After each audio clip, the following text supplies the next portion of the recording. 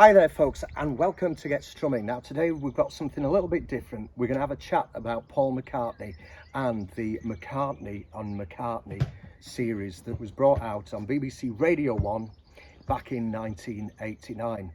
Now I've got Spencer Stokes here with me. Now we went to school together way back in the 80s and 90s, and basically what happened recently was I was looking for these tapes that I'd recorded off the radio. Couldn't find them anywhere, and I was absolutely gutted because I really wanted to be able to have a listen to them again. I couldn't find them online, but I remembered that I'd recorded copies of them for Spencer. So Spencer had the copies and luckily able to re-record them back for me. So I've now got a full set of the recordings. Now it's the real case in point for McCartney's kind of resurgence in popularity in the late 80s, because basically McCartney had a bit of a kind of stale period maybe, although I personally love his 80s albums. A lot of people, they weren't kind of critically acclaimed. Certainly, like, give my regards to Broad Street, Press to Play, which is an album that me and Spencer really liked, but the public didn't. So it got to 89, and I think McCartney brought out Flowers in the Dirt because he really wanted to get back and produce a really good album that he could go back out on tour with, because he hadn't been on tour since he got busted in Japan in 1979. So he really wanted to come back full force with a decent album to plug. And the McCartney on McCartney tapes really show him at his just absolute, his most kind of relaxed, I think. In subsequent years, he's become maybe a little bit more guarded and tends to repeat different topics, like the ever familiar Yesterday. How we wrote Yesterday. Yeah, scrambled egg story. Eggs, baby, love your legs. That's it, yeah. But back then, his mind was, I'm not saying his mind isn't sharp now, but you could tell he was a guy of 47, so he was only like amazing, 3 years older than us now. So basically, what you remember when they first came out on Radio 1, don't you, Spencer? Yeah, and I remember the summer they were broadcast. I remember really hot days, and I remember there was some building work going on near where I lived at the time, and it being blasted out on a Saturday afternoon on an old-fashioned 1980s ghetto blaster on Radio 1. That's and all these workmen listening to McCartney on McCartney. Yeah. With all the, the Beatles and Wings and solo material inserted into it. And I then listened to that, then got the tapes, and they were stored in a metal whiskey case. Oh, is that where you kept them? Yeah, a whiskey bottle. For however long. In fact, I've still got the tin, I think. Oh, that's brilliant. Because for any viewers watching this now, so obviously tapes are a thing of the past. Yeah, and there was just something, when you've got something physical there, and you keep it, like you say, you keep it in a whiskey tin. I kept mine in a box, and then they ended up in the shed for years, and I thought I'd lost them. They really are as far as McCartney interviews, I just recommend anybody to go out and look for them, because they really are McCartney at his sharpest, his wittiest, and probably his most candid as well, because he was, when you kind of look back to 89, he'll have been a father. His kids will have still been in the teens, I think. Well, if we were about 12 or something, then say Stella would have been maybe 16. And I remember he references his son James and says that he likes the film Empire Strikes Back. Oh, so yeah, talking that's about it. his kids' film taste. And he were on about computer games, because didn't he say? He said, I remember him saying, "Well, the kids are into Mario, and I'm into Wrecking Crew." I just remember, like, this really dates it now, Wrecking Crew. But it'd have been, I can just imagine him there with his joystick. Yep. Oh no, it's just weird, and you really get the sense that he's a properly family guy, and he takes part in a lot of activities with his kids, like playing computer games. I think Mike Reed, because it was Mike Reed, the DJ Mike Reed, that were doing the interviews. And he would, I think it was the last part, because there were 8 parts to the McCartney on McCartney series, chronicling right from the day of birth right up to the present day, which was 89. And I remember, he went into, like, you know, what the family do. I remember him saying about Heather, his daughter Heather, that she was into pottery, which I believe she still is to this day. I think I remember that. Yeah, in that same section about that's his son. it. Yeah. And I'm right in thinking that when Mike Reid said, what are your kids' music and what are your kids' musical tastes? And I think he said, they kind of tolerate me, you know, but to me, to them, I'm always dad. Yeah. And I think he said, like, they were into Tears for Simple Minds. Simple Minds, his daughters were into at the time. But you really got to get the sense that the guy's is relaxed with Mike Reid, and he's just a lot of the stories that he mentions on McCartney and McCartney you will subsequently hear in later interviews, but this was like the first time that you'd ever heard these stories. Like, for example, I know another fellow YouTube creator, Andrew Dixon, and he mentioned to me a story that he knew somebody who was actually one of the technicians in the studio when they were recording the sessions, and he was a big McCartney fan, and I think the news was that McCartney was going to play the first song he ever wrote, Lost My Little Girl. Yeah. And this guy was just like, oh my God, I can't believe this. McCartney's brought his guitar in and he goes through, woke up late this morning. And like, this guy's just, because he'd never ever, this was even before Unplugged when he played it. So that was a bit of a coup, you know. God, this is McCartney playing one of his first songs ever written. But you do feel as well that's almost the story and the myth being created there and then, because, as you say, he has since then played that many times. Exactly, and yeah. said, this was the first song I wrote. It went like this. That's did a G or whatever. Yeah. But he hadn't done it before then, and it's like he's looked back and went, that went really well. This is going to be the format. These are going to be the stories. This is my brand almost. Yeah, and it was almost invented there at the end of the 80s. Because he'd obviously done a few. There was the McCartney Files, I think, which was a record that was brought out from an interview that he did back in 1980, and it was before John died, because he referenced John, and I know he was quite careful not to speak for John in that interview, and he was, for anybody that doesn't know, there's an album that's out, the McCartney Files. It's like black vinyl with a kind of shot of McCartney's half profile in the shadow. And it's, as I say, it was just a few months before John died, so he was saying, well, I don't want to speak for John, but I just think maybe he's had enough of the business and he's just decided to give it a rest for a bit. So it was obviously just before Double Fantasy came out. But so that was like an interview that he did like 10 years earlier. But so he'll have been in his sort of mid to late 30s. And then 10 years on, he's got the whole of the 80s to discuss as well.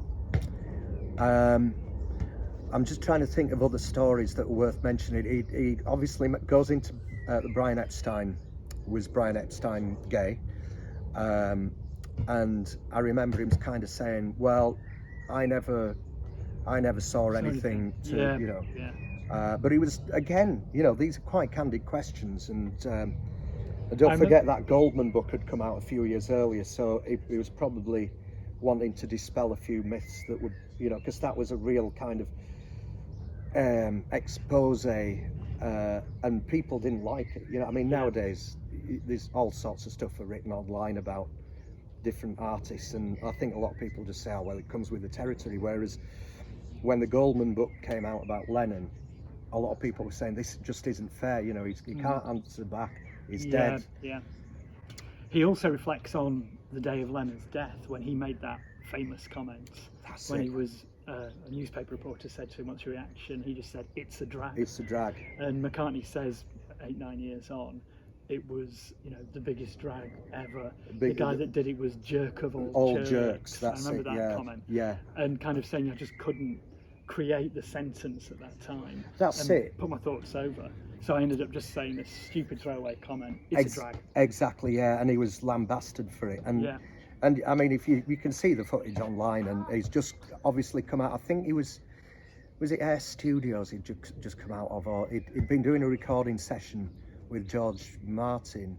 I think they'd been working on that. Tug of War, I think, would it? Yeah, the song that they were working on was "Rain in the Forest." Right. It was like a B-side to Tug of War, I think, or something like that. Yeah. So they were Rain Clouds. That's it. Yeah. So they'd just been working on that. I don't think they'd really done much work. I don't think No. they could do it. They just needed to go in the studio and just be with each other, and because George Martin was there from when their career started, really.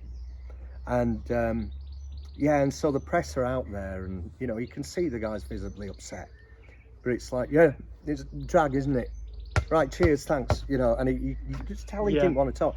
Obviously, fast forward to 2001 when George Harrison passed away, and he's thinking, right, I'm going to get it right this time, and there's a full statement. He's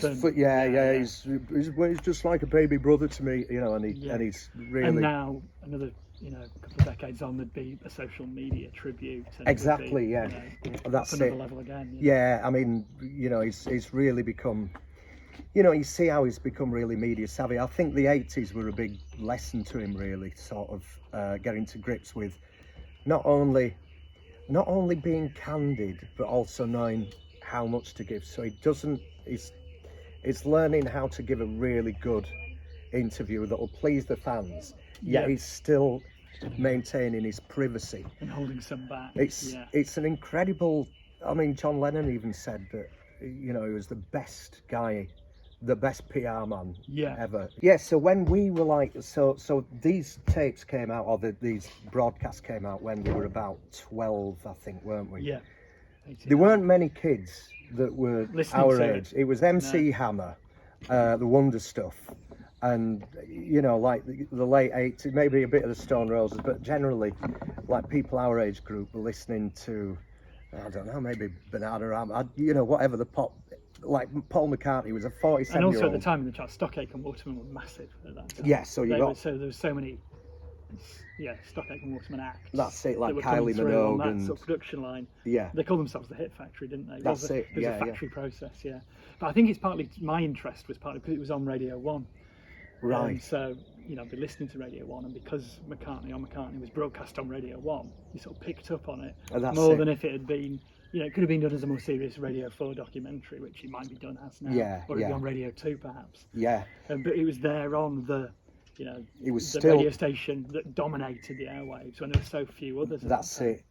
And it showed that he still had some cachet with the younger generation.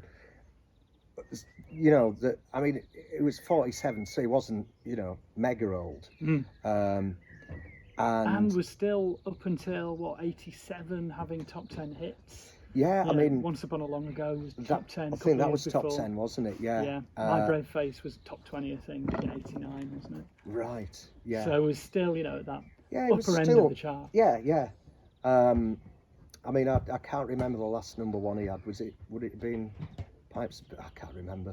No More Lonely Nights. Was No More Lonely Nights number one? Don't think it was, but it was. Right. It did pretty well. Pipes of Peace or Say, one of those. Yeah, that's it. Yeah.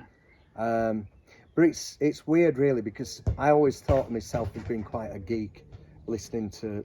It wasn't till really the early 90s or mid 90s when certainly the kids at school, if you were into music, then all of a sudden you got into the Beatles because they had quite a lot of kudos with other bands that, for example, you get to 1994 when Oasis are out, and then all of a sudden, they've got the Beatle haircuts. Backbeat came out as well, so obviously. And the anthology then in 95. Yeah, that's it. I think there's a good. I think that began in probably 87 with Sgt. Pepper's being 20 years old at that point. Yeah, they did. And having that opening line, it was 20 years ago today. Yeah, I mean, stimulated it's perfect, a natural revival 20 years on. Do you ever remember they did a program? Granada TV did a program. Show, no, that was the one in '92 that Melvin Bragg You must do an impression presented. of Melvin, but Bragg don't. Today on the South Bank Show, we got. So, today, it always sounds as though he's got a blocked nose.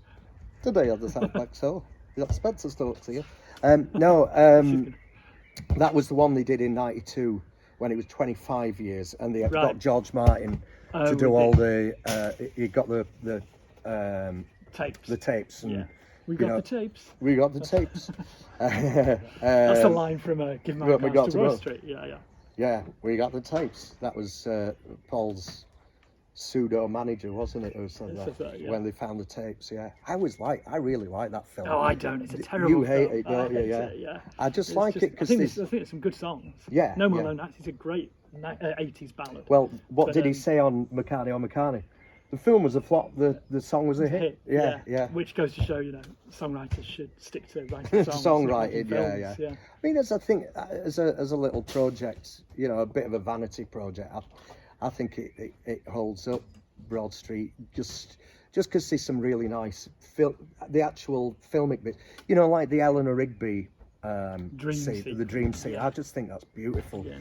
But I think he'd always wanted to do it with Wings, a film, and never got around to it. So it's a hangover from there. And I think as a band, it might have worked more effectively. Yeah. In the way that the Beatles films did. Even Magical Mystery Tour did. Yeah, and I think he was trying to recreate that. I think it was. It's much harder to do when it's him. I know, this is it. You need, and I think that's one of the things that probably made people think, my God, it's gone to his head, because he's the producer, he's done all the music, I think he did everything apart from, camera grip or whatever, best man, best boy or whatever. Yeah. Well, I'll do that as well. Yes, Paul McCartney in the 80s. Yeah. So obviously, Mike Reid conducted the interviews, and nowadays might be a bit of a contentious choice after some of the stuff that he's been up to in the public eye. But he would. He was a Radio 1 stalwart at the time, wasn't he? Oh, absolutely. And to be honest with you, I don't think there's been many interviews that have been so in depth where you get McCartney at his most relaxed. I mean, another thing that was nice was when he talked about his upbringing, and he mentioned his dad being into jazz and also being a songwriter. Yeah, so his dad was a cotton salesman. That's right, yeah. And had a piano at home. Yeah. And played the trumpet. Yeah. And wrote a few songs. Until his teeth gave in. Yeah, and then he had arthritis. Yeah. So he gave up. Yeah. So McCartney, even to this day, keeps his fingers moving. So he does. If you look, he's always doing these sort of exercises. And he did, I think, this was the story. He recorded a song that his dad wrote called Walking in the Park with Eloise, which was like an old kind of 30s jazz standard. And he said to his dad, this must have been in the 70s, and he said to his dad, that song you wrote? He said, I've never written any song. And he said, I've made one up. And it was like, it was almost like his way of saying, you think you're a songwriter, you don't write songs, you make them up. Yeah. And it's on Venus de Mars, is it? Yeah, I think it is, isn't it? Yeah, because there's that other one that he did. You gave me the answer for love eternally. That was really 30s. You could see that McCartney was always at his roots. One foot in rock and roll, the other in the music hall. 30s sort of something. Yeah, that's it. Which was maybe what Lennon wanted to veer away from in the late Beatles phase. Well, Lennon called it granny music, didn't he? Granny music, yeah. Songs like When I'm 64 or Martha My Dear. That's it, yeah. Teddy Boy, which was not on... That was on McCartney. It was going to be on Let It Be. It was, yeah. It was certainly, they were rehearsing it in the Let It Be sessions. So you get that little bit of information. Obviously, when he recorded I Lost My Little Girl. And then, this is brilliant. Now, for anybody, this is always a contentious thing to talk about, and it annoys the hell out of a lot of McCartney fans. But I don't know where you're going now. Exactly. The Paul is dead rumour. Now, I mean, obviously, my stance on it is it's a load of absolute codswallop. I mean, it's just, I've met him, and it definitely seemed like the one that was playing "She Loves You" in 1963. Yeah. You know, but what's great is, and if anybody wants to hear what McCartney really thinks about the Paul is dead rumours, just listen to the McCartney on McCartney tapes, because he really treats it with such hilarity, and it's just a big joke to him. Because he said, well, how that came about was this DJ in America started it off, and then one of the guys from Apple rings me up and he says, hey Paul, there's a rumour that you're dead. What do you want us to do about it? And he says, well, tell him I'm not. It's just like... I think he also said something about, I took my shoes off on the Abbey Road album cover. Yeah, and then they think I'm dead. And they said I was dead. Yeah. And there was the white beetle in the background that says 28 if. 28 if, yeah. It would I have mean, been 28. the thing is, these...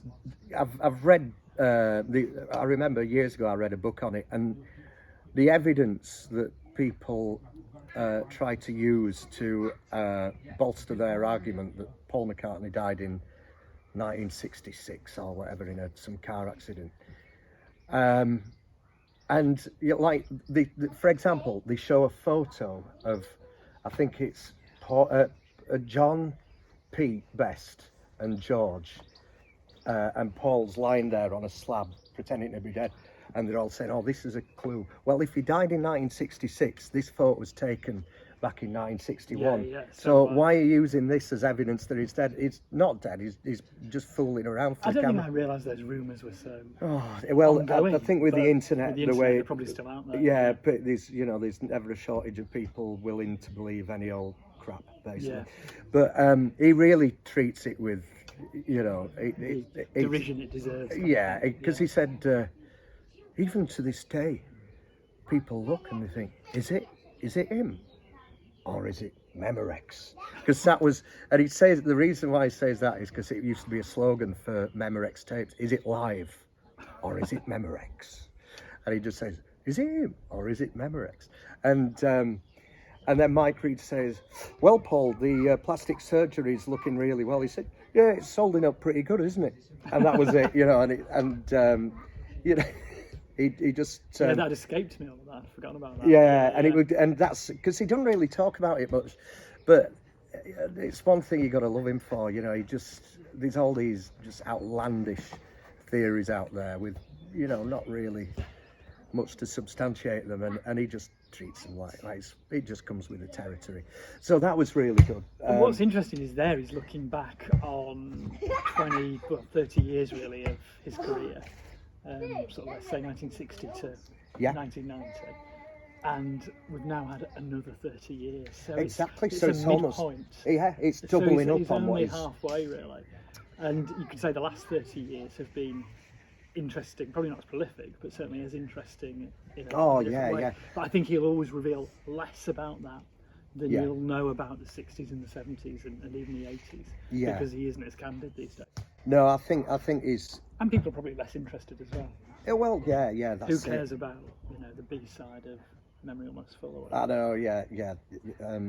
I mean, it's interesting just seeing it, like I mentioned before, when you listen to him, you've got basically a really chilled out guy who was enjoying a kind of second bout of success, because in 1989, he just released Flowers in the Dirt, which was doing really well, because Press to Play, bless it. I mean, I love that album. You see, that must have been one of the first albums that we bought when we were in '86, wasn't it? I think my third McCartney solo album. Yeah. So I think the order I bought them in was Flowers in the Dirt, Tug of War, Press to Play.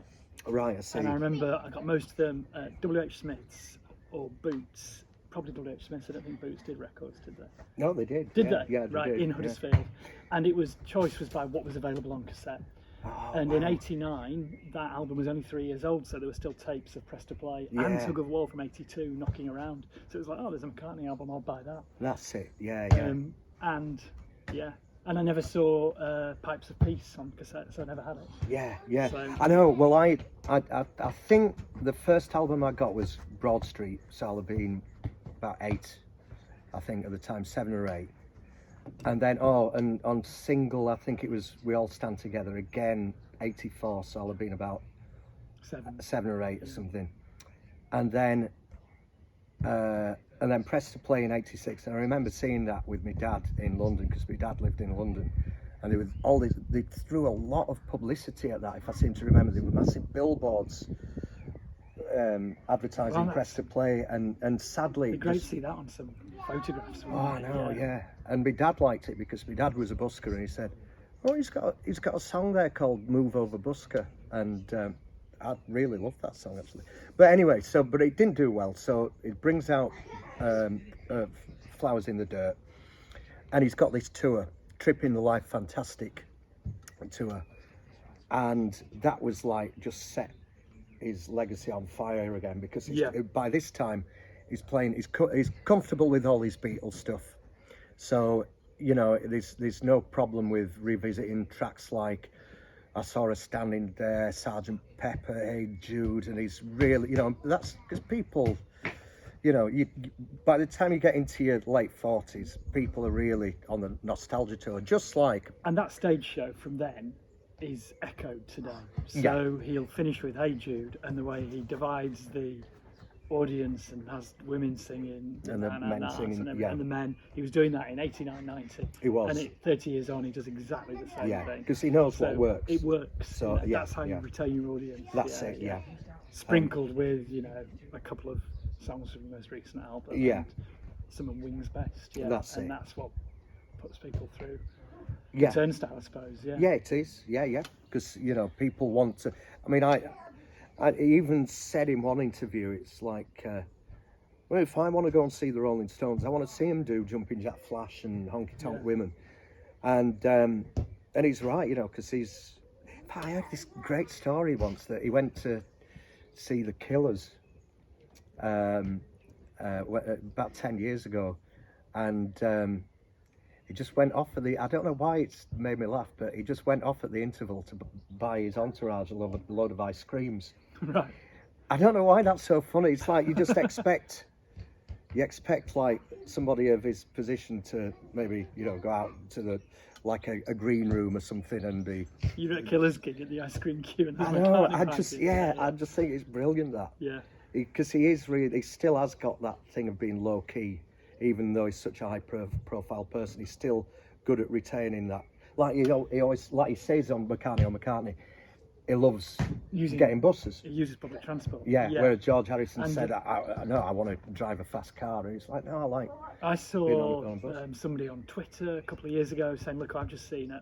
And it was some railway station in Sussex, and he was getting the train up to London, and it was McCartney at the station buying a ticket for the train, presumably to go into his MPL office. This was, you know, 2019, something like that. Yeah, he just was before just getting the train up to London. Yeah. So.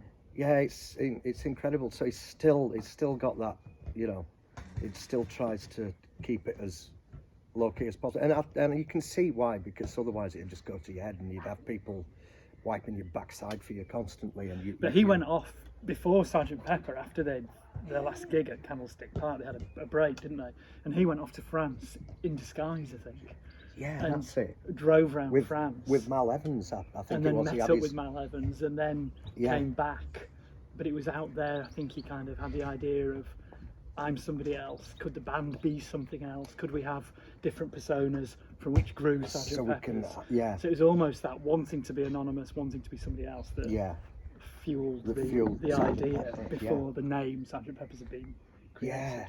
That's interesting. Yeah, I remember. I've seen the footage. There's a lot of film footage of him and Mal Evans just walking around like the south of France, I think it was. It's kind of Bowie doing what he does, that reinvention thing. Yeah. Before he did it. And to a lesser degree, but the germ of the idea is. That's it. Yeah. That's another thing that I mean, obviously on the McCartney on McCartney tapes, he does mention. He mentions the whistle at the end of Sergeant Pepper. That was the first time it had been ever mentioned, I think, in an interview, that they put the really high frequency on the run out groove. And he tells the story, he goes, what's the point in doing that? And they say, one of the engineers says, but dogs can hear it. Yeah, that's it. And he says, right, well, in that case, we've got to have it on the record then. Yeah. And then they play out the groove of it saying, You nobody shouldn't ta-ta. You shouldn't ta-ta. Never could be any Never other. could be any other. And the Stones had done a tour in the late 80s, and it had been a massive hit. And I think one of the newspaper articles at the time said, I'm gonna blow the Rolling Stones out the water. Right, And I think he probably did. In that kind of McCartney way, well, if they can do that, If they I'm can gonna do that, then what? Yeah. And he was right, because he got like, at the time, he got like the biggest in a stadium in Brazil. wasn't yeah. it? That's it, yeah. And he got like record. There's an interview he did with the Maracanã Wogan. Stadium, I think, yeah. Obviously, I'm playing it down, Terry, but yeah, we did win it. We did get the highest spot. You know, you can see that he's really on And top pride form. in that. Yeah. I think your late 40s or early 50s, if you're going to do a bit of a recap on your life, I always call it surveying your view or your mountain. It's like in life, you're walking up a mountain and you're always concentrating on where you're walking. And you never stop to turn around and look at the view. If you're doing it in your late 40s, you've still got the memories there. They're still pretty fresh. And you're still lucid enough. And I think if you leave it too, like, if you're heading towards your 60s, then some memories get a little bit, I don't know. Yeah. You're remembering the last time you remembered it.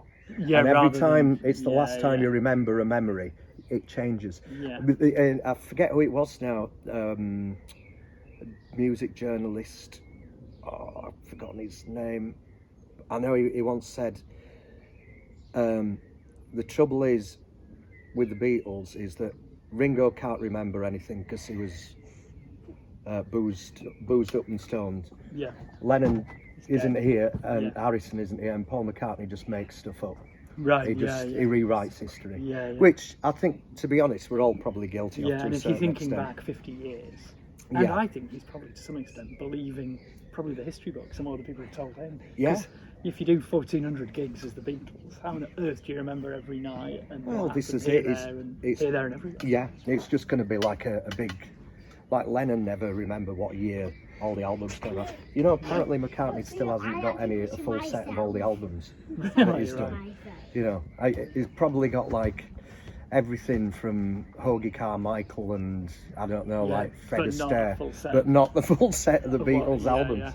But quite often, you know, you hear them, it's like, what album was that on? Yeah. And you feel like going, it was Magical Mystery Tour, Paul, you know. And I suppose that's Sgt. because Pepper. they were just doing it at the time. They weren't examining it and thinking that's so 1967 for the Sgt. Pepper album. It was just what they put out that year. Yeah, that's and they it. didn't have that kind of, we look back, we know that it all fitted neatly into the 60s. Yeah. Then the Beatles could have been something that ran on to 1974 It could. or even later. Yeah. Or wound up in 72 or something. Well, there was nothing really to say that they couldn't have gone on further. I mean, I went to see Mark Lewison do a talk a couple of years ago, I think it was. And he mentioned this interview that John, Paul and George had in one of the Apple offices. And unfortunately, he got the tapes, and then the whole idea of this lecture was building up towards this tape where basically Ringo wasn't there. I think he was having an operation or something. And Paul, George and John were talking about what they're going to do for the next album. This is after Abbey Road, yeah. And they're kind of saying, right, well, for the next album, we're going to give Ringo 5 songs, George 5 songs. We're going to, you know, it's going to be a 14... Very equal, Yeah, and, you know, so it was like, I don't think that the ending was necessarily on the cards. No. And I think they probably needed a manager, which obviously they didn't have after Epstein's death, to say, look, go away, have a break for a year, 2 years, 3 years even, like a band would now, and then reform, come back when you're fresh. But nobody was guiding them and saying, that's fine, you do that, have a break, do your solo stuff. Yeah. And without that kind of, let's just pause, it was over. So instead of it being a pause, it was a full stop. Yeah. So that's my kind of, they lacked that. It's almost like they'd almost become too big to get for anyone to manage it. I mean, Alan Klein was just I mean, the sad thing about Alan Klein was Paul was proven right, and John even admitted begrudgingly later on in an interview that. So he was their manager who they appointed. Yeah, and he was after ripping Brian them off, and Epstein. Klein was a rip-off.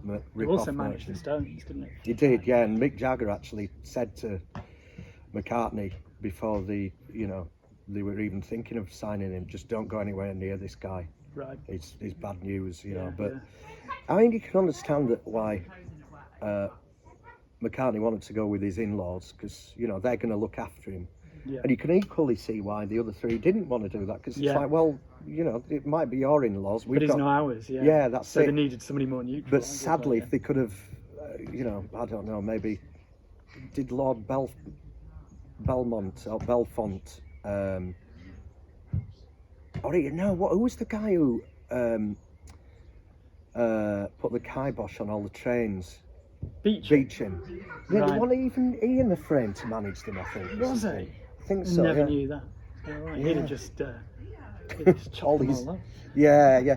But if Brian Epstein was still, had survived, there's no telling if they'd taken any notice of him, because then once you get to, I think the post-touring Beatles, they still had a load of creative energy left, but There were so many forces pulling them in different directions. They were, yeah. And one of those forces was, I don't think George really wants to be in the band. He hated it.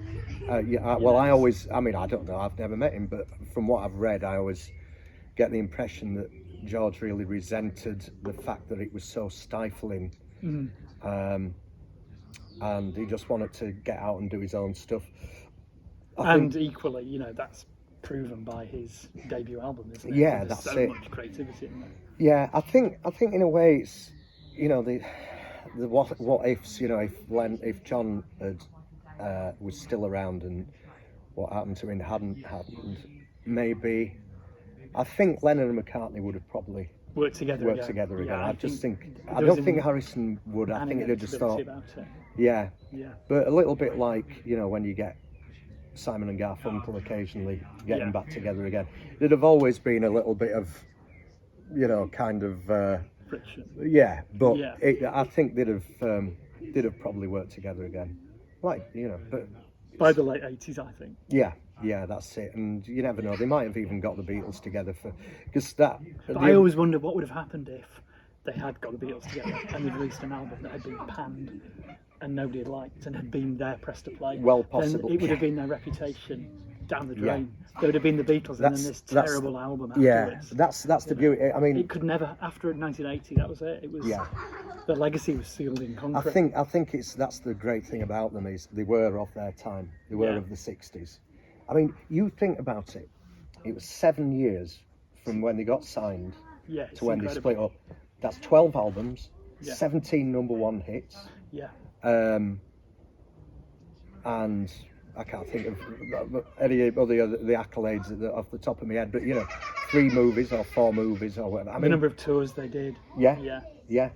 And they'd done it all in the space of 7 years. A band in now 7 years in that time would do maybe 3 albums. Yeah, I mean Noel Gallagher's just recently said 7 years.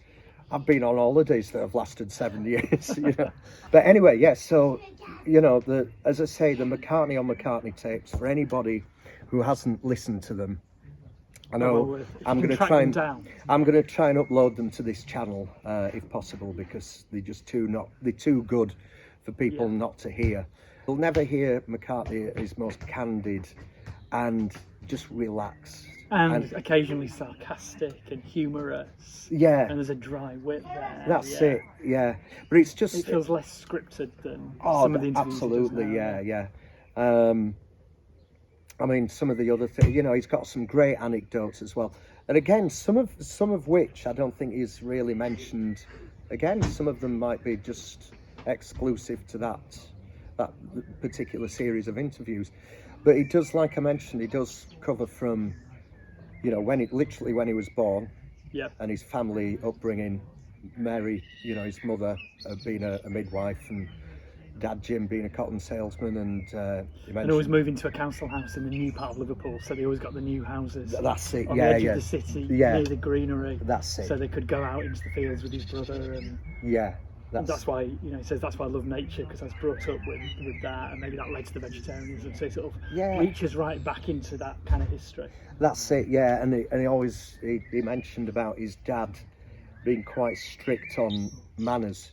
So if they're on the bus and there was an old lady walking on, he'd say, "Tip your hat, morning, madam," or whatever. And it's like, "Dad, do we have to?" Yes.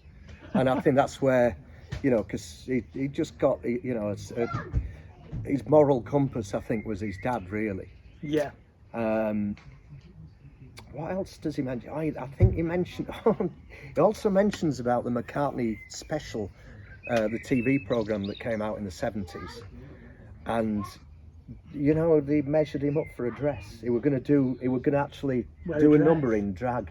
Right. And he said, "Yeah, go on, it'll be a laugh." And then they actually came to measuring up, and he said, "I don't know if this is such a good idea." But honestly, if you want a really in-depth look at McCartney's life up until his late 40s, so we're talking 1989, the McCartney on McCartney tapes are the best things out there. So folks, thanks very much for joining me and Spencer, and like I say, please check out on this channel the McCartney on McCartney tapes, which I'm going to try and upload as soon as possible, and they really are worth a listen, because what you've got is a proper candid interview, 8 series, so I think it's probably about 8 episodes. 8 episodes, sorry. And how long are they? Are they an hour, I think, or 55 minutes each. So you get, it's nearly 8 hours worth of footage, of recordings. Yeah. So thanks very much for joining, and don't forget to catch more podcasts from Get Strumming in the near future. Bye for now. 1, 2, 1, 2.